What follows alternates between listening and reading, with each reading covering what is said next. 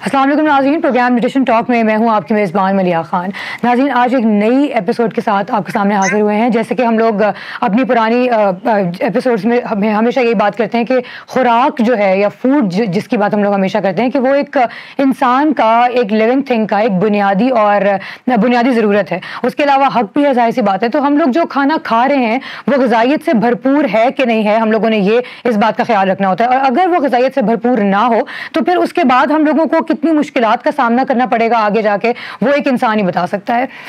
माजी में अगर हम लोग देखें तो फूड के ऊपर स्पेसिफिकली फूड के ऊपर हमारी जो गवर्नमेंट्स हैं आती रही हैं वो इतना वर्क नहीं किया करती थी, या फिर ये कह लें कि डिफरेंट प्राइवेट स्टेक होल्डर्स के साथ मिलकर भी नहीं इतना काम करती थी। लेकिन इस दफ़ा अगर हम लोग देखें तो हमारी गवर्नमेंट भी जो है वो डिफरेंट प्राइवेट स्टेक होल्डर्स के साथ मिलके फूड के ऊपर, खासकर खाने की, न्यूट्रिशन के ऊपर, ग़िज़ाइयत के ऊपर काम करती नजर आ रही है। जैसे कि हम लोग देखते हैं कि मैल न्यूट्रिशन जो है वो एक पाकिस्तान का जो है वो मेजर इशू है। तो वो पाकिस्तान का मेजर इशू सॉल्व कितना होता दिखाई दे रहा है, ये आज हम लोग डिस्कस करेंगे। उसके अलावा ये कि पाकिस्तान की जो गवर्नमेंट है वो जैसे सन एक स्टेक होल्डर है, उसके अलावा गेन भी एक स्टेक होल्डर है, इन लोगों के साथ कितना मिल के काम कर रही है, इनको कितना सपोर्ट कर रही है ताकि वो मैल न्यूट्रिशन के इस इशू को जो है वो रिजॉल्व कर सकें। और खास करके जो दिसंबर में आने वाला है एक न्यूट्रिशन फॉर ग्रोथ समिट के नाम से एक पूरा एक सेमिनार होता है, एक समिट होता है, उसके अंदर पाकिस्तान कितना रोल प्ले कर रहा है, या फिर उसके अंदर जो बाकी स्टेक होल्डर्स उसके अंदर जो काम कर रहे हैं वो कितना काम कर रहे हैं, इस सब के बारे में आज हम लोग डिस्कस करेंगे। मेरे साथ स्टूडियो में मौजूद हैं डॉक्टर इरशाद दानिश साहब जो कि चेयरपर्सन एंड कोऑर्डिनेटर हैं सन के, और स्काइप पे मेरे साथ मौजूद होंगे डॉक्टर मोहम्मद नासिर साहब जो कि चेयरमैन है CBN के। अस्सलाम वालेकुम सर। कैसे हैं sir? Thank you so very much for your time. Sir, सबसे पहले तो ये देखते हैं कि ग़िज़ाइयत जो है वो है क्या, जो हम लोग खाना खा रहे हैं वो ग़िज़ाइयत से भरपूर किस तरह से पता लगेगा हमें? जी बिल्कुल। दो तरह की ग़िज़ा है। एक ग़िज़ा जो हम रोज़मर्रा खाते हैं, बिल्कुल, और ज़रूरी नहीं है कि वो ग़िज़ाइयत से भरपूर भी हो। मिसाल के तौर पे हम जब रोटी खाते हैं तो उसमें बहुत सारी मिक़दार जो है वो कार्बोहाइड्रेट्स की होती है। फिर उसके बाद हमारे यहाँ ट्रेडिशन ये भी है कि हम सालन खाते हैं, फिर खीर खाते हैं, फिर बाद कोल्ड ड्रिंक भी पीते हैं।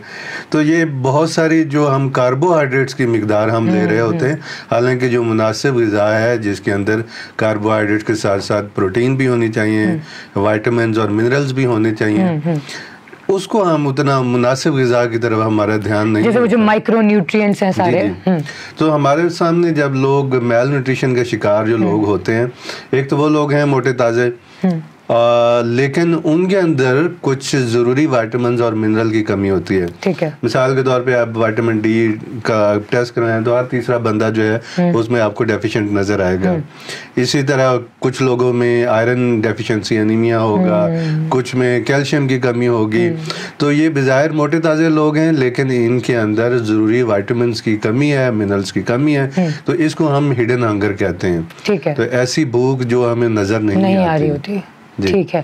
तो अच्छी ग़िज़ा ये है कि जिसमें आपके सारे विटामिन्स पूरे हुए, जो माइक्रो और मैक्रो न्यूट्रिएंट्स हैं वो सारे पूरे हो रहे होते हैं। जी बिल्कुल। पाकिस्तान में अगर हम लोग देखते हैं तो क्या सिचुएशन है हमारे इस ग़िज़ाइयत से भरपूर ग़िज़ा की?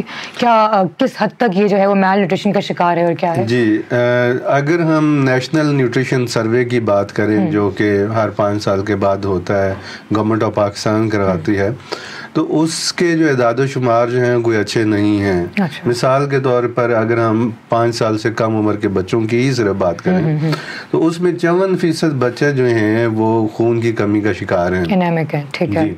इसके अलावा 52% बच्चे जो है विटामिन A की डेफिशिएंसी का शिकार हैं। 63% बच्चे विटामिन D डेफिशिएंट हैं। तो इसी तरह ये सिचुएशन जो है वो बड़ों में भी ये पाई जाती है, और इसकी बुनियादी जो वजह है वो यही है कि हमारी जो ग़िज़ाई आदात हैं वो ठीक नहीं है। ठीक है। हम अभी गवर्नमेंट ने ही एक सर्वे किया था, उसके मुताबिक ऐसे लोग जो अच्छी ग़िज़ा अफोर्ड भी करते हैं वो अच्छी चॉइस नहीं लेते। ठीक है। बजाय इसके कि वो फ्रूट खाएं, सब्जियां खाएं, अंडे खाएं, दूध दही खाएं, वो क्या करते हैं, वो बर्गर खाते हैं और वो स्लांटी खाते हैं, वो इस तरह के और जंक फूड खाते हैं। ठीक है, बिल्कुल। उस वजह से आपको जो इसेंशियल न्यूट्रिएंट्स हैं वो आप ऑब्जर्व ही नहीं करते, वो खाते नहीं हैं, उसका इंटेक ही नहीं होता, तो आप मोटे ताजे तो हैं बेज़ाहिर, लेकिन आपके अंदर डेफिशिएंसी है। और मैं इसको बाद में एक्सप्लेन करूंगा कि ये डेफिशिएंसीज किस तरह हमारी कौम की जो खुशहाली है, जो हमारी इकोनॉमिक कंडीशंस हैं, उसको किस तरह मुतासर कर रही है। ठीक है, डॉक्टर नासिर, आपसे सवाल करना चाहूंगी, जैसे अभी ये सिचुएशन बता रहे हैं पाकिस्तान की, आपको क्या लगता है हम किस तरह से इस पे काबू पा सकते हैं? इस सिचुएशन को किस तरह से हम लोग सेव कर सकते हैं पाकिस्तान को इन चीजों से? देखिए, डॉक्टर शाहदान तो बड़े एक्सपर्ट हैं, उनको बेहतर समझते हैं और वो बेहतर इसके ऊपर कमेंट कर सकते हैं, बट आई बिलीव के पाकिस्तान के अंदर जो डेफिशिएंसीज हैं, उन्होंने राइटली मेंशन किया, डेफिशिएंसीज हैं, और वो उसकी रीजन ये किया है कि हमारी डाइट के अंदर जो है वो पूरे न्यूट्रिएंट्स नहीं है, आइदर डेफिशिएंट है या कुछ हम चीजें ऐसी हैं जो कि हमें नहीं लेनी चाहिए, कम लेनी चाहिए, वो ज्यादा ले रहे हैं। तो दोनों का जब इम्बैलेंस होता है तो इसका मतलब ये नहीं होता कि सिर्फ एक न्यूट्रिएंट जो है वो अगर आप पूरा भी ले रहे हैं, दूसरा एक्सेस में ले रहे हैं, तो जो पूरा ले रहे हैं शायद उसकी बायोअवेलेबिलिटी का भी इशू हो जाएगा। सो डाइटरी पैटर्न हमारे ठीक नहीं है, over the period of time थोड़ा सा लाइफस्टाइल भी सीडेंटरी हो गए हैं, जिसकी वजह से जो असिमिलेशन या उसका जो न्यूट्रिएंट की बायोअवेलेबिलिटी है वो भी उतनी ज्यादा नहीं। सो हैविंग सेड दिस, उसकी वजह जो उसका सोल्यूशन है वो यही है कि अप्रोप्रिएट जो है वो फूड होना चाहिए आपकी डाइट में, और अप्रोप्रिएट न्यूट्रिएंट होना चाहिए, होना चाहिए। आपको लगता है कि हम लोग जो है वो इन चीजों को मीट कर पा रहे हैं? हम लोग अगर सेव करना चाह रहे हैं, जैसे हम अभी कह रहे हैं कि हमें अपनी डाइट को प्रॉपर रखना पड़ेगा, तो हम लोग कहाँ तक पहुंचे हैं इस चीज को मीट करने में? मुझे लगता है कि अभी बहुत दूर हैं। अगर दुनिया में देखें, अगर न्यूट्रिशन के इंडिकेटर्स को एक साइड पे रख दें, दूसरे न्यू इंडिकेटर्स देख लें, हेल्दी लाइफ देख लें, या जो लाइफ एक्सपेक्टेंसी देख लें, या इवन क्रोनिक डिजीजेस देख लें, वो जो डायबिटीज और जो क्रोनिक डिजीजेस हैं जो 60s से ऊपर जाके एडवांस कंट्रीज में आती हैं, यहाँ पे 30s में वही आ जाती हैं। सो इसका मतलब ये है कि हम बहुत पीछे हैं, और उसकी 2-3 रीजन हैं। एक तो डेफिशिएंसी है, बट दूसरा जो अवेलेबल फूड है, पाकिस्तान शायद दुनिया के उन वाहिद ममालिक में है जहां के ऊपर इतनी ज्यादा अडल्ट्रेशन है। दुनिया में तस्वर नहीं होता कि फूड के अंदर भी अडल्ट्रेशन हो सकती है। आप मिल्क को ले लें, किसी चीज को देख लें, सो अडल्ट्रेशन बहुत ज्यादा है, कंटेमिनेशन बहुत ज्यादा है, फूड सेफ्टी के बड़े सीरियस इश्यूज हैं। फॉर एग्जाम्पल, अगर आप जो है आपका बच्चा स्टंटेड है, या आपका बच्चा घर में मौजूद है, अगर उसको आप सारी गिज़ा पूरी भी कर देंगे, अगर उसकी डाइट के अंदर अफ्लाटॉक्सिन ज्यादा है, तो वो न्यूट्रिएंट्स के साथ जाके जो कंपीट भी करेंगे और उसके एसिमिलेशन में हिंड्रेंस क्रिएट करेंगे, सो बच्चा स्टंटेड ही होगा। So having said this, it is not about के न्यूट्रिएंट्स आपने पूरे लेने हैं, but it is also about के आपने कंटेमिनेंट्स को अपनी डाइट से निकालना है, हैजर्ड्स को अपनी डाइट से निकालना है, टॉक्सिन्स को अपनी डाइट से निकालना है, एडल्ट्रेंट्स को अपनी डाइट से निकालना है। सो अगर इसमें देखा जाए कि हम कहां तक पहुंचे हैं, तो पाकिस्तान में अभी फूड अथॉरिटीज बनी हैं, उन्होंने काफी सारा काम किया है, बट बहुत पीछे हैं। 100 साल पहले दुनिया में जो हो गया था वो अभी यहाँ पे काम हो रहा है। इसी तरह से हमारी जो सप्लाई चेन्स हैं वो आज भी किसी, चाहे मिल्क को देख लें या किसी और सप्लाई चेन को देख लें, तो वो ऐसे ही लगता है जैसे यूरोप और अमेरिका और दूसरे मुल्कों में 60, 70, 80 साल पहले जहां पे सप्लाई चेन थी, आज हम शायद उससे भी पीछे खड़े हैं। सो इम्पोर्टेंट ये है कि रेगुलेटरी फ्रेमवर्क भी अपना डिलीवर करना शुरू करे और ओरिएंट हो एज पर जो ग्लोबल बेस्ट प्रैक्टिसेस हैं।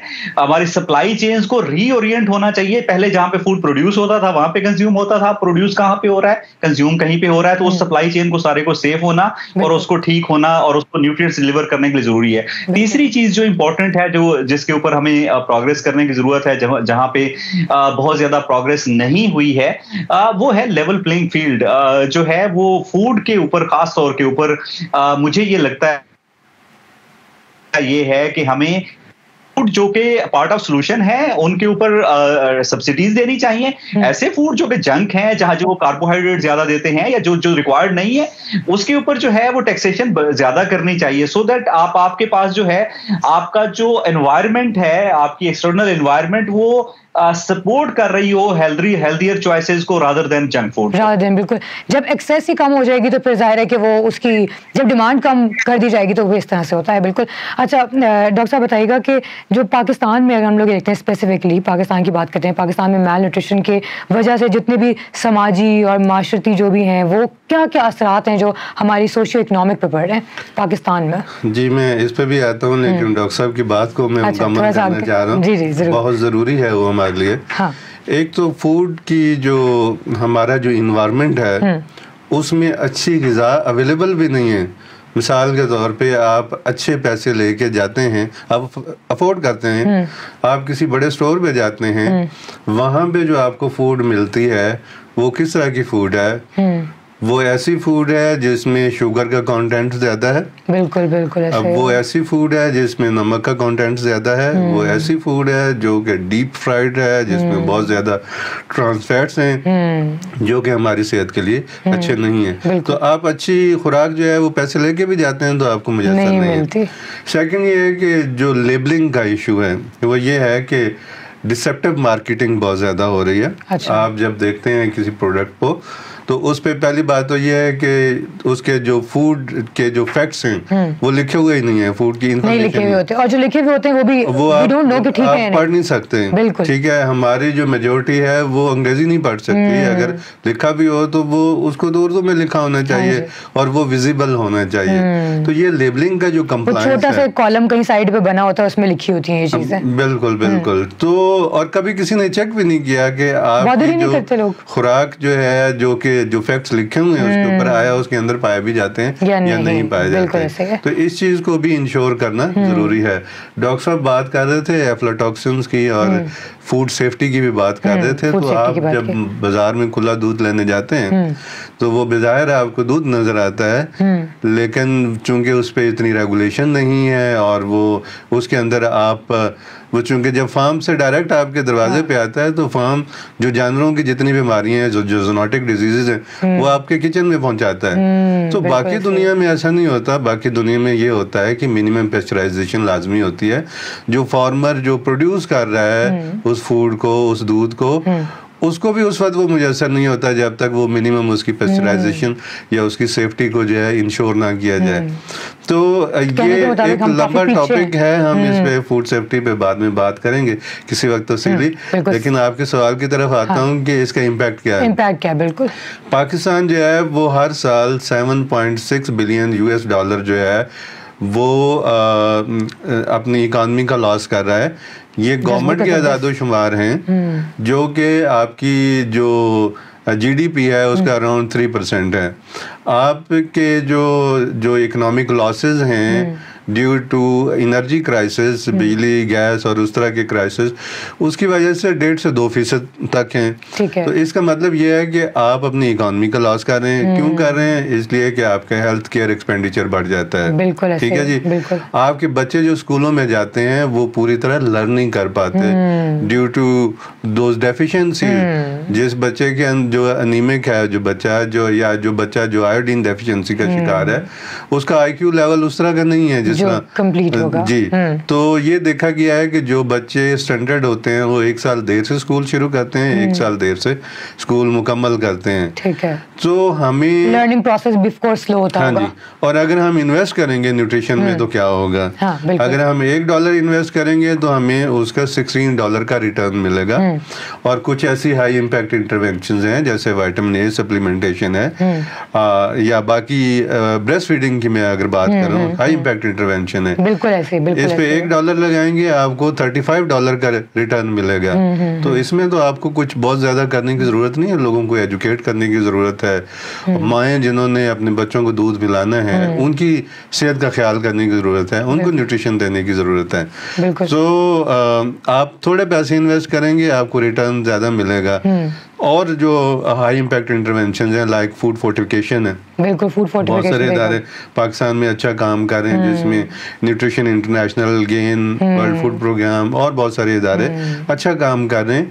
तो ये इदारे अपने तौर पे एफर्ट्स कर रहे हैं, लेकिन इसके लिए ज़रूरी जो लेजिस्लेशन है, बिल्कुल सपोर्ट वो और फिर मीडिया का अपना रोल है कि उसकी डिमांड जनरेट करें। बिल्कुल ऐसे ही है। तो रिजॉल्व करने के लिए बेसिकली इन इश्यूज को, मैल न्यूट्रिशन को, क्या चीज़ें जो हैं वो हम लोगों को मद्देनजर रखनी चाहिए? देखिए, दो तरह का काम है। एक तो गवर्नमेंट के जिम्मे काम है, तो गवर्नमेंट ने मल्टी सेक्टोरल न्यूट्रिशन स्ट्रेटजीज भी बना दी हैं। गवर्नमेंट ने जो है वो डाइटरी जो गाइडलाइंस हैं वो भी डेवलप कर दी हैं। गवर्नमेंट ने और भी बहुत सारे डॉक्यूमेंट्स बना दिए हैं। लेकिन इसके लिए हम सबको अपना रोल प्ले करना पड़ेगा। अवेयरनेस रेजिंग एक तो आपका रोल है, मीडिया का रोल है, सिविल सोसाइटी का रोल है, ठीक है जी। और सबसे पहले हम अपनी ज़ात से स्टार्ट करें, अपने ख़ानदान से स्टार्ट करें। हम अच्छी बेहतर जो है वो डाइटरी जो चॉइसेस हैं वो लें, ठीक है, बजाय इसके कि हम एक ही खुराक का एक कंपोनेंट बहुत ज्यादा लें। हमें मुतनासिब ग़िज़ा खाने की बैलेंस डाइट, बिल्कुल ठीक है। सेकंड जो है वो ये है कि आप ब्रेस्ट फीडिंग को प्रमोट करें। इस पे तो आपका बहुत ज्यादा खर्चा नहीं आता। हम स्कूलों में एजुकेट करें न्यूट्रिशन के हवाले से। तो ये वो वाले स्टेप्स हैं जो कि लो हैंगिंग फ्रूट्स हैं जो जिसको हर कोई कर सकता है। सेकंड ये है कि लॉज बहुत बन चुके हैं, पॉलिसीज बहुत बन चुकी हैं, और पाकिस्तान जो है पॉलिसीज और लॉज का जो है कब्रिस्तान है। यहाँ पे मैं आपको ये जो पेज लिखा हुआ है इस पे कोई 50 लॉज और पॉलिसीज मैं देख रहा था कि 124 डॉक्यूमेंट्स हैं जो न्यूट्रिशन और फूड सिक्योरिटी के बारे में हैं, लेकिन इम्प्लीमेंटेशन ज़रूरी है। इस कब्रिस्तान की हमें कोई ज़रूरत नहीं है। हमें अगर हम एक जो अपनी पॉलिसी है उसी को ही हम सही तरीके से इम्प्लीमेंट कर लें तो इसमें बहुत कुछ चेंज आ सकती है। कुछ बेहतरी नज़र आ रही है, कुछ इम्प्लीमेंटेशन होती नज़र आ रही है। गवर्नमेंट जो है वो बड़ी इसमें संजीदा है और हमें खुशी है कि गवर्नमेंट ऑफ पाकिस्तान ने हमारे जो पीएम इमरान खान ने पहले अपनी स्पीच में न्यूट्रिशन को प्रायोरिटाइज किया। बहुत हाईएस्ट लेवल पे प्लेटफॉर्म बन चुके हैं इस हवाले से। इन्वेस्टमेंट इसमें आने की ज़रूरत है और लोगों की कैपेसिटी बिल्ड करने की ज़रूरत है। अगर हम पैसे लगा भी देंगे गवर्नमेंट उसको, लेकिन उनको डिलीवर करने के लिए, उन प्रोग्राम्स को इम्प्लीमेंट करने के लिए हमारी कैपेसिटी भी होनी चाहिए और हम सबको जो है गवर्नमेंट का साथ देने की ज़रूरत है इस हवाले से। डॉक्टर नासिर, आपसे पूछना चाहूँगी कि जैसे अभी डॉक्टर दानिश ने बात की है कि गवर्नमेंट जो है काफ़ी काम कर रही है, तो इसमें जो डिफरेंट बाकी ऑर्गेनाइजेशंस हैं, जो प्राइवेट स्टेक होल्डर्स हैं, उनको कितना सपोर्ट कर रही है हमारी गवर्नमेंट? अच्छा, एक तो मैं क्वेश्चन में आने से पहले जो है डॉक्टर जो दानिश ने बात की थी उसको थोड़ा सा मुझे आगे बढ़ाना है। देखें, आधी पॉपुलेशन अगर आपकी स्टंटेड होगी या माल न्यूट्रिशन का शिकार होगी तो ऐसा मुल्क तरक्की नहीं कर सकता। आप जो मर्जी करते रहे। 1% स्टंटिंग की वजह से 4% आपके जीडीपी लॉस होता है और वाइस वर्सा है। ये ग्लोबल रिसर्चेस हैं। हैविंग सेड दिस जो है वो और अगर खुदा न खास्ता अगर बच्ची आपकी स्टंटेड है तो वो एक स्टंटेड एडोलेसेंट के अंदर जाएगी और एक एडोलेसेंस के बाद स्टंटेड मदर बनेगी और स्टंटेड मदर स्टंटेड बच्चे कोई पैदा करेगी। ये एक विशियस साइकिल में शामिल हो जाते हैं। अगर बच्चा है तो फिर तो शायद जो है वो सर्कल खत्म हो सकता है, लेकिन जब बच्ची जो है और माँ एडोलेसेंट और फीमेल माँ और फिर नेक्स्ट ये इसी तरह से चलता है। सो हैविंग सेड दिस, ये बड़ा जरूरी है कि इसको इमीडिएटली जो है वो इसको अरेस्ट किया जा सके स्टंटिंग को, और न्यूट्रिशन पे इन्वेस्ट किया जा सके। न्यूट्रिशन पे इन्वेस्ट करना जो है ये ह्यूमन क्राइसिस से बचाना, ह्यूमैनिटी को क्राइसिस से बचाने के बराबर है। अब मैं उस पे आता हूं कि गवर्नमेंट काफी कुछ कर रही है और प्राइवेट सेक्टर, यस। देखें, जब इशू इतना बड़ा हो, जब आपकी आधी से ज्यादा पॉपुलेशन जो है वो एक तरह या दूसरी तरह की माल न्यूट्रिशन का शिकार हो, जब आपके 40% चिल्ड्रन स्टंटेड पैदा हो रहे हों या स्टंटेड हों अंडर 2 years अंडर 5 years, वहां के ऊपर जो है बड़ा मुश्किल होता है कि गवर्नमेंट अकेली कुछ कर सके या कोई इंडिविजुअल प्लेयर या कोई ऑर्गेनाइजेशन या कोई यूएन ऑर्गेनाइजेशन या डेवलपमेंट पार्टनर कोई इंडिविजुअली कर सके। इसका मतलब ये होता है कि फिर पूरी कम्युनिटी को चिप इन करना पड़ता है। सो उसके लिए of course everybody has a role, but private sector is the most important player इसमें। देखिए, मैं अगर एक कंपनी को रन करता हूं और अगर उसकी खुराक जो है वो 12 या 14 या 15 मिलियन लोगों तक डेली पहुंचती है, तो मैं एक छोटी सी चेंज करने के बाद अगले दिन 15 मिलियन तक पहुंचा हूं। स्केल गवर्नमेंट के पास या किसी जो है वो डेवलपमेंट पार्टनर के पास नहीं होता। सो इसका मतलब ये है कि प्राइवेट सेक्टर का बड़ा इंपॉर्टेंट रोल है इसमें, not only providing safe, nutritious and healthy food, but at the same time private sector ही जहां के ऊपर वो बच्चे मजदूर काम करते हैं, अगर उनको वहां के ऊपर ड्यूरिंग दी वर्क टाइम जो है एक हेल्दी मील मिल जाता है तो उनको बहुत हेल्प करता है उनकी न्यूट्रिशन को बेहतर करने में। इसी तरह से जो है वो क्योंकि ये जो बिजनेसेस हैं और जब ये रन करते हैं तो जो इकोनॉमी ऑफ स्केल होती है और जिसकी वजह से जो है वो लोगों के घरों के अंदर जो पैसा जाता है, आपको पता है कि पाकिस्तान के अंदर न्यूट्रिशन के और बहुत सारी भी वजूहात होंगी, जो बहुत बड़ी वजह है वो इकोनॉमिक एक्सेसिबिलिटी है। हमारे यहाँ जो है वो जो फ्लोटिंग क्लास है और पुअर क्लास है वो बहुत बड़ी है, दोनों मिला के 70%, जहां पे 70% पॉपुलेशन आपकी जो है वो फूड को अफोर्ड ही ना कर सकती हो, न्यूट्रिशियस फूड को, तो वहां के ऊपर आप क्या करेंगे, उसकी अफोर्डेबिलिटी बढ़ानी पड़ेगी। और अफोर्डेबिलिटी है वो आप बेनजीर इनकम सपोर्ट प्रोग्राम हो या एहसास प्रोग्राम हो या इस तरह के दूसरे, उससे थोड़ा बहुत इंप्रूव कर सकते हैं, बट जो सस्टेनेबल मॉडल होता है वो लोगों की इनकम को इंप्रूव करने से होता है, और लोगों की इनकम उसी टाइम पे इंप्रूव होती है जब प्राइवेट सेक्टर और आपकी इंडस्ट्री ग्रो करती है, उसके नतीजे के अंदर जो है इंक्लूसिव ग्रोथ होती है। और दूसरा एक और इंपॉर्टेंट जो इसमें है, देखिए हम एग्रीकल्चर स्टेट हैं, एग्रीकल्चर इकोनॉमी है, और हमारे जो है बहुत बड़ी पॉपुलेशन जो कि एग्रीकल्चर पे डिपेंडेंट है, उनके अपने बच्चे माल न्यूट्रिशन का शिकार हैं। कुछ अर्सा पहले तक न्यूट्रिशन सर्वे जो हमारे पाकिस्तान में होते थे, वहां के ऊपर अर्बन जो सेंटर्स हैं वहां पे माल न्यूट्रिशन ज्यादा थी, रूरल में कम होती थी। अब अपोजिट है, तकरीबन इरशाद दानिश साहब बेहतर बता सकेंगे, 10% जो है वो माल न्यूट्रिशन शायद ज्यादा है रूरल सेंटर में अभी अर्बन सेंटर से। सो इसका मतलब है जो लोग उनकी अपनी एक्सेसिबिलिटी नहीं है, और उसकी रीजन जो है बहुत बड़ी यही है कि उनकी जो है वो हमारे पास अभी जो एग्रीकल्चर की प्रैक्टिसेस हैं वो मॉडर्न नहीं है, प्रोडक्टिविटी बहुत कम है। अगर हम एग्रीकल्चर में थोड़ी छोटी छोटी इंटरवेंशन कर दें, उसके नतीजे में ना सिर्फ प्रोडक्टिविटी बढ़ेगी, ना सिर्फ इकोनॉमी बेहतर होगी, लाइवलीहुड फार्मर की बेहतर होगी, उनकी वहां पे माल न्यूट्रिशन भी बेहतर होगी। सो प्राइवेट सेक्टर का बड़ा इंपॉर्टेंट रोल है, और प्राइवेट सेक्टर में भी अगर एग्रीकल्चर सेक्टर का लिया जाए तो मेरा ख्याल सबसे ज्यादा इंपॉर्टेंट रोल है कि बेसिस के ऊपर करना है, तो ये जो है वो एग्रीकल्चर सेक्टर में और प्राइवेट सेक्टर को जो है वो उसको फोरफ्रंट पे आना पड़ेगा, और वहीं से ही जो है उससे सोल्यूशन निकलेगा। बिल्कुल। डॉक्टर दानिश मुझे बताइएगा कि जैसे ये जो अभी आ रहा है न्यूट्रिशन फॉर ग्रोथ समिट आ रहा है, ये बेसिकली है क्या? Nutrition for growth summit specifically किस चीज़ के लिए आ रहा है? ये समिट क्यों किया जा रहा है, क्यों कंडक्ट किया जाएगा? देखिए, न्यूट्रिशन फॉर ग्रोथ जो है ये 2 पहले समिट्स हो चुकी हैं। ठीक है। एक 2012 में हुई थी और एक 2017 में हुई थी जी। और इसको हमेशा जो है ओलंपिक गेम्स के साथ इसको जोड़ा जाता है, जो कि आपकी एक सेहत और खुशहाली की एक निशानी है, बेसिकली एक सिंबल है। तो 2012 में स्टेक होल्डर्स इकट्ठे हुए, उन्होंने कुछ कमिटमेंट्स की। इसी तरह 2017 में पुरानी कमिटमेंट्स को रिव्यू भी किया गया और नई कमिटमेंट्स भी आई। और ये जो तीसरी समिट है ये 2020 में होनी थी दिसंबर में, ठीक है, कोविड की वजह से ये पोस्टपोन हुई। इस साल जो है ये दिसंबर 7 और 8 को ये गवर्नमेंट ऑफ जापान इसको होस्ट कर रही है। ठीक है, बिल्कुल। अच्छा, अब इसमें हुआ ये कि गवर्नमेंट ऑफ कनाडा ने इसको बेसिकली एक ईयर ऑफ एक्शन स्टार्ट किया लास्ट ईयर 2020 के दिसंबर में, और उन्होंने ये डिक्लेयर किया कि इस पूरे साल जो है वो जितने भी स्टेक होल्डर्स हैं, जिसमें गवर्नमेंट भी है, सिविल सोसाइटी है, डोनर्स हैं, ये सारी अपनी अपनी कमिटमेंट्स दे सकते हैं न्यूट्रिशन को, सूरत हाल को बेहतर करने के लिए। ठीक है। सो इस ईयर ऑफ एक्शन का जब स्टार्ट हुआ था तो उस वक्त गवर्नमेंट ऑफ पाकिस्तान ने जो उसकी ओपनिंग इवेंट थी उसमें हमारे जो special assistant to prime minister हैं डॉक्टर फैसल सुल्तान, इन्होंने कोई अराउंड 2 बिलियन US डॉलर की कोई कमिटमेंट वहाँ पे की थी न्यूट्रिशन को इम्प्रूव करने के लिए। और इस सिलसिले में अच्छी बात यह है कि उसको डिलीवर करने के लिए एक PC1 एक प्रोजेक्ट बनाया है जिस पे अभी काम हो रहा है, इसको बेहतर किया जा रहा है, और इसके साथ साथ गवर्नमेंट कमिटेड है कि इसको फंड करे। तो ये अच्छी बात है। 3 चीज़ें हैं जिसको फोकस किया जाएगा। इसके अंदर कुछ 5 की थीमेटिक एरियाज भी जो हैं वो क्या है बेसिकली? बिल्कुल, 5 जो की थीमेटिक एरियाज हैं उसमें 3 जो है वो मेन एरियाज हैं।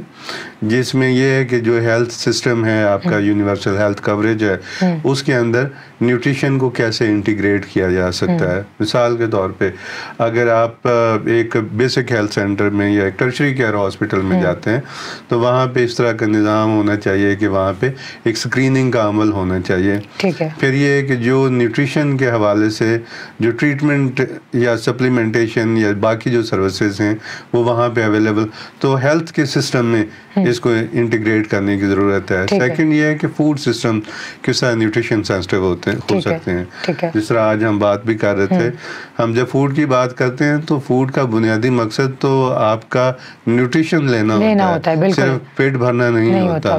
तो इनको न्यूट्रिशन सेंसिटिव कैसे, जो हमारी बाजार में जो खुराक मिलती है वो न्यूट्रिशन सेंसिटिव कैसे हो सकती है, आपका जो एग्रीकल्चर सिस्टम है वो कैसे न्यूट्रिशन सेंसिटिव हो सकता है। तो बहुत सारी इस पे डिटेल से बात हो सकती है कि किस तरह इसकी सस्टेनेबल प्रोडक्शन, इसकी कंजम्पशन, ठीक है, इसकी यूटिलाइजेशन, फूड जो आपकी बाजार में अवेलेबल है, जिस तरह प्राइवेट सेक्टर प्रोड्यूस करता है, वो किस तरह न्यूट्रिशियस हो सकती है। तीसरा जो है, कुछ ऐसे भी ममालिक हैं या कम्युनिटीज़ हैं जो कि कॉन्फ्लिक्ट की वजह से, जैसे कि यमन है, अफ़गानिस्तान है और म्यांमार है, इस तरह की कंट्रीज़, और जो कुदरती आफात से जो मुतासरा, तो इन लोगों के अंदर किस तरह रेजिलियंस डेवलप की जाए कि इस तरह के क्राइसिस की सूरत में वो किस तरह जो है वो उनकी ग़िज़ाई ज़रूरियात को पूरा किया जा सकता है। और जो दो क्रॉस थीमेटिक एरियाज़ हैं उसमें है डाटा ड्रिवन अकाउंटेबिलिटी, कि हम जो कुछ भी हमारे प्रोग्राम चल रहे हैं, जो भी इन्वेस्टमेंट होती है वो फेयर और ट्रांसपेरेंट होनी चाहिए, और जितना इन्वेस्टमेंट होती है उसका कोई फ़ायदा भी होना चाहिए। बिल्कुल, और वो सही लगनी भी चाहिए, नजर भी आए कि वहीं लग रही है जहाँ के लिए है। जी जी बिल्कुल ठीक है। तो ये बेसिकली, और फिर जो पांचवा एरिया है वो है इनोवेटिव फाइनेंसिंग। अच्छा, गवर्नमेंट जो है वो पैसे लगाती है और डोनर्स भी पैसे देते हैं, ये लेकिन ये काफ़ी नहीं है। हमें अगर न्यूट्रिशन के टारगेट्स को पूरा करना है, जो वर्ल्ड हेल्थ असेंबली के टारगेट्स हैं, तो हमें और इन्वेस्टमेंट लानी पड़ेगी। और उसका एक तरीका ये भी है कि आप इनोवेटिव तरीका इख्तियार करें। मिसाल के तौर पे कुछ ममालिक में ये किया गया है कि जो शुगर स्वीटेंड बेवरेजेस हैं, जैसे कि कोका कोला है और बहुत सारे और हैं, तो उनके अंदर चीनी की बहुत ज़्यादा मिकदार होती है। इसी तरह और बहुत सारी जो हार्मफुल प्रोडक्ट्स हैं जिसके अंदर बाकी अनहेल्दी इंग्रेडिएंट्स होते हैं, ऐसी प्रोडक्ट्स पे टैक्स लगाया जाए और उस टैक्स से जो आमदन हासिल हो उसको लोगों की सेहत आमा के लिए और न्यूट्रिशन को इम्प्रूव करने के लिए। ये सिर्फ एक इनोवेटिव फाइनेंसिंग की एग्जांपल है, ऐसी और भी बहुत सी हो सकती हैं अगर सोचा जाए तो जाहिर। जी बिल्कुल। डॉक्टर नासिर, मुझे इसी से आगे मैं कंटिन्यू करना चाहूँगी। मुझे बताइएगा कि सन जैसे है स्पेसिफिकली काम करी न्यूट्रिशन के लिए, तो इसका ये क्या रोल प्ले कर रही है जो अभी न्यूट्रिशन फॉर ग्रोथ समिट आने वाला है, इसके अंदर उसका क्या रोल होगा?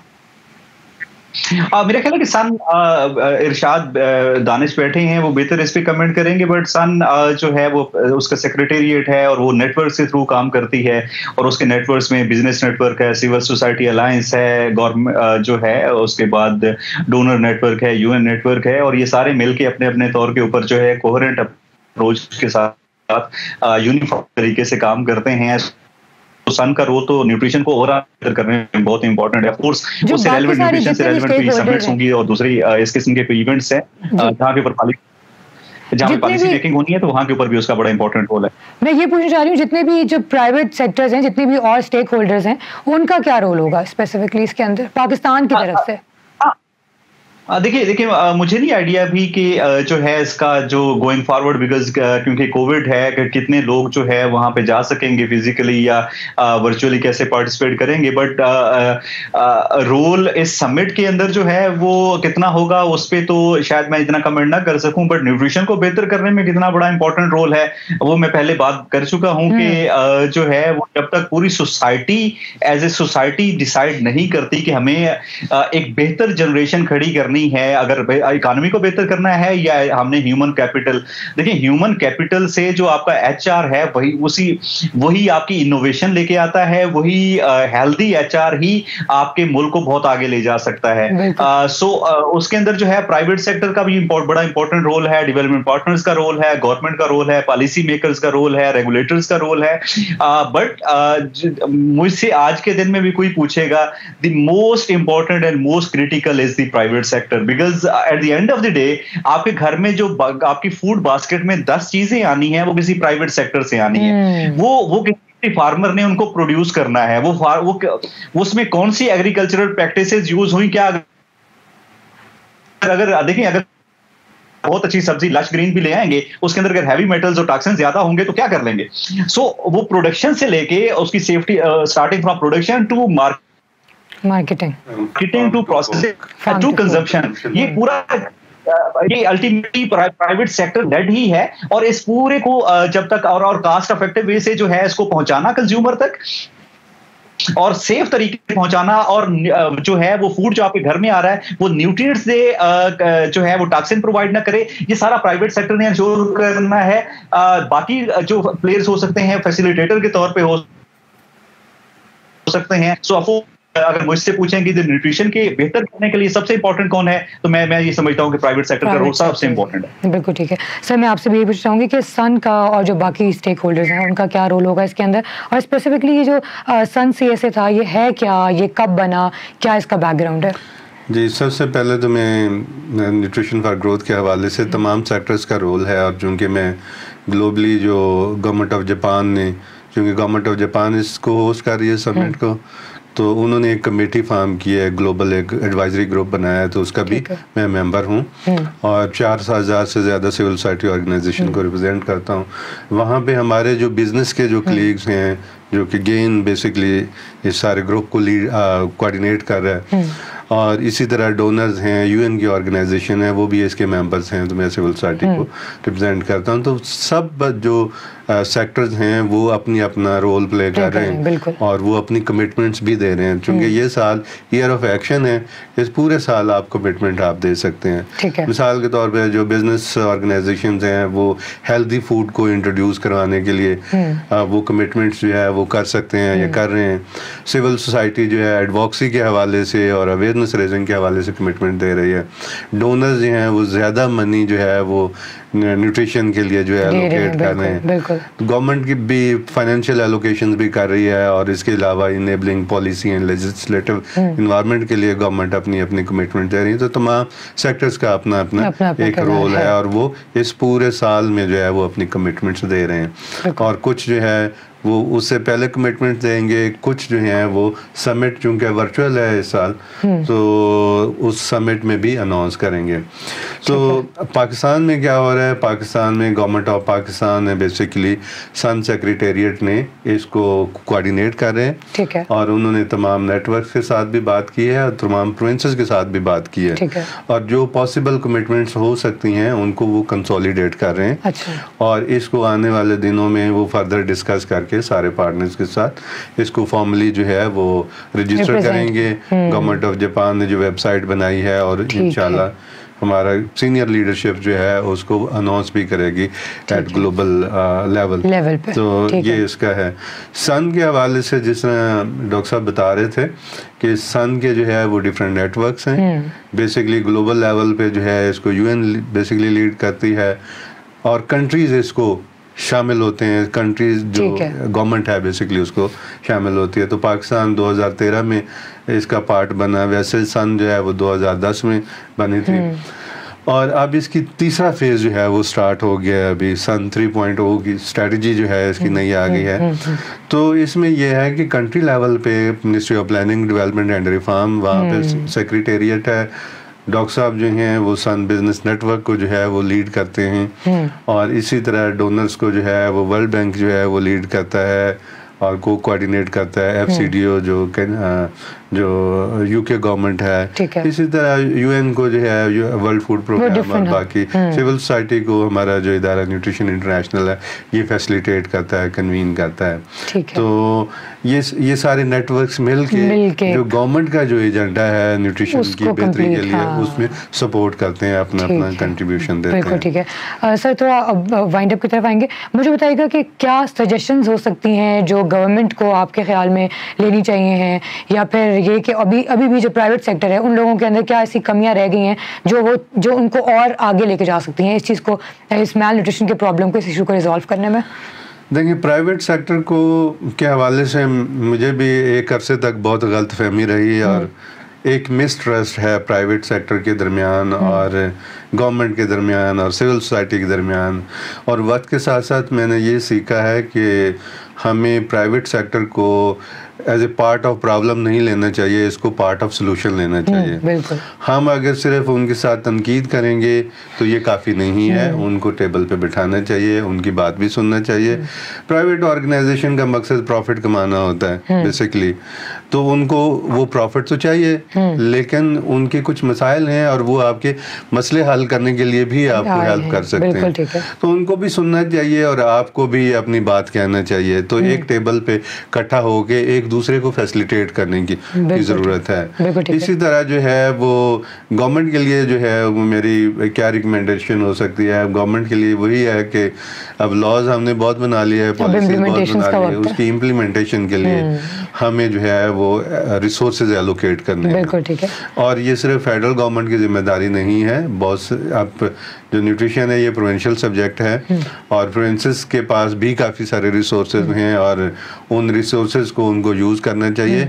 और अगर हम न्यूट्रिशन पे इन्वेस्ट करेंगे तो सिर्फ SDG 2 पे अगर इन्वेस्ट करते हैं तो जो 12 सस्टेनेबल डेवलपमेंट गोल्स हैं डायरेक्टली उन पे हमारा इम्पैक्ट, उनको अचीव करने में, उन टारगेट्स को अचीव करने के लिए ये हेल्पफुल होगा। और इवन सारी की सारी जो 17 गोल्स हैं उसको अचीव करने के लिए भी ये हेल्पफुल होगा। डॉक्टर नासिर, आपसे भी ये पूछना चाहूँगी, क्या रिकमेंडेशंस हो सकती हैं आपकी जो प्राइवेट सेक्टर्स हैं? वैसे तो आप प्राइवेट सेक्टर के लिए काफ़ी बात कर रहे हैं, तो प्राइवेट सेक्टर्स के लिए क्या आपको लगता है कि और स्ट्रैटेजीज वो बना सकते हैं या अपनी स्ट्रैटेजीज को और स्ट्रॉन्ग कैसे कर सकते हैं? हाँ, क्योंकि मैं खुद प्राइवेट सेक्टर से हूँ, मैं चेयर करता हूँ सन बिजनेस नेटवर्क को, इसलिए जो है हाँ ये यस बड़ा इंपॉर्टेंट आपने क्वेश्चन किया है। और देखिए, मैं अपनी कंपनी के बिहाफ पे अगर बात करूँ और सन बिजनेस नेटवर्क के, हम इस साल पाकिस्तान में जो है वो वर्क प्लेस न्यूट्रिशन इनिशिएट करने जा रहे हैं और हमारी कंपनी उसको अडॉप्ट करने जा रही है। नंबर 2, हम स्कूल मिल्क प्रोग्राम जो है वो इनिशिएट करने जा रहे हैं विद गवर्नमेंट के साथ मिलके कुछ 90 स्कूल्स के अंदर, और इसी मंथ के अंदर वो स्टार्ट हो। जो हमने, आपको पता होगा कि पाकिस्तान के अंदर SDG सेक्रेटेरिएट बना हुआ है जिसके अंदर जो है वो MNAs भी हैं, सेनेटर्स भी हैं और फिर प्रोविंशियल लेग्स भी हैं। तो हमने SDG सेक्रेटेरिएट के साथ जो है वो MOU साइन किया है, जिसके नतीजे के अंदर हम उनके साथ कोई 12 से ज्यादा SDGs के ऊपर मुश्तरका तौर पे काम करने जा रहे हैं। दूसरा ये है कि अगर ये प्राइवेट सेक्टर देखें, मसला ये है कि प्राइवेट सेक्टर ने अगर से प्रॉफिट भी कमाना है, उसको सस्टेनेबल होना है फाइनेंशियली भी, but at the same time जो है वो हमें 3 एरियाज के अंदर जो है वो प्राइवेट सेक्टर को बहुत ज्यादा काम करने की जरूरत है। नंबर ये कि उनके प्रोसेसेस से न्यूट्रिशन फॉर मैसेज को न्यूट्रिशन मिले। नंबर 2 जो है, अगर वो दरमियान में प्रोसेस, तो फार्मर्स की लाइवलीहुड का ख्याल रखना बहुत जरूरी है। सो फार्मर्स लाइवलीहुड, और जो मोस्ट इंपॉर्टेंट है वो सिस्टम। देखिए, आजकल रिसोर्सेज डिप्लीट होते जा रहे हैं, हमें दुनिया में रहना है। सो आप जो भी ऑपरेशन करें, it should be neutral and it should be sustainable. और आप जो सर्कुलर या रिसाइकलेबल जो है पैकेजिंग का यूज करें, रिसोर्सेज का जुडिशियस इस्तेमाल करें, वाटर बहुत ज्यादा कंज्यूम ना करें ड्यूरिंग योर प्रोसेसिंग, आप सोलर पे जाएं, आप जो है वो गैस एमिशंस को कम कर सकें। सो ये बड़ा इंपॉर्टेंट है कि हमने किस किस्म के प्लेनेट में रहना है, उस प्लेनेट को जो है वो अल्टीमेटली जो है वो प्राइवेट सेक्टर को बड़ा जुडिशियली resources को करना है while we provide nutrition to masses and livelihood to farmers. So उस लिहाज से मुझे ये लगता है कि इरशाद ने, दानिश ने बिल्कुल बेहतरीन बात की है कि जब तक एक टेबल पे बैठेंगे तो वहां के ऊपर जो पता भी चलता है कि मसले मसाइल क्या है, इस तरह से हम जो है बजाय ये तनकीद करें आपस में हाथ जोड़ सकते हैं हैं और मिल के किसी हम जो है वो आगे की तरफ ले जा सकते हैं। और जब जब ऐसा हुआ है तो उसमें हमेशा से हमारा फीडबैक ये है कि हमेशा से बेहतरी हुई है, कम्युनिटी की बेहतरी हुई है, इकोनॉमी की बेहतरी हुई है और यही वे फॉरवर्ड है रादर देन के एक दूसरे पे तनकीद। थैंक यू किराय, बहुत शुक्रिया आपका भी डॉक्टर दानिश साहब, और बहुत शुक्रिया डॉक्टर नासिर साहब आपका भी अपना वक्त दिया हमें। नाज़रीन, ऐसे यही वो जैसे अभी डॉक्टर दानिश साहब भी बात कर रहे थे कि इम्प्लीमेंटेशन नहीं नजर आती होती हुई कि कहाँ हो रही हैं, लॉस तो बन जाते हैं सब कुछ, लेकिन इम्प्लीमेंटेशन होना शुरू होंगी तो जाहिर है कि हम लोग जो हमारे जहाँ पे हम लोग लैक करते हैं इस फूड सिस्टम के ऊपर, वो भी हम लोग यकीनन अचीव कर जाएंगे और जितनी भी मैल न्यूट्रिशन के इश्यूज हैं या जितनी भी चीज़ें हैं उनको भी हम लोग यकीनन पूरा कर ही लेंगे, उनको भी उन इश्यूज को भी रिजॉल्व कर लेंगे अपने डिफरेंट प्राइवेट सेक्टर्स के साथ मिलकर। इसी के साथ मलिया खान को दीजिएगा इजाज़त। अल्लाह हाफ़िज़।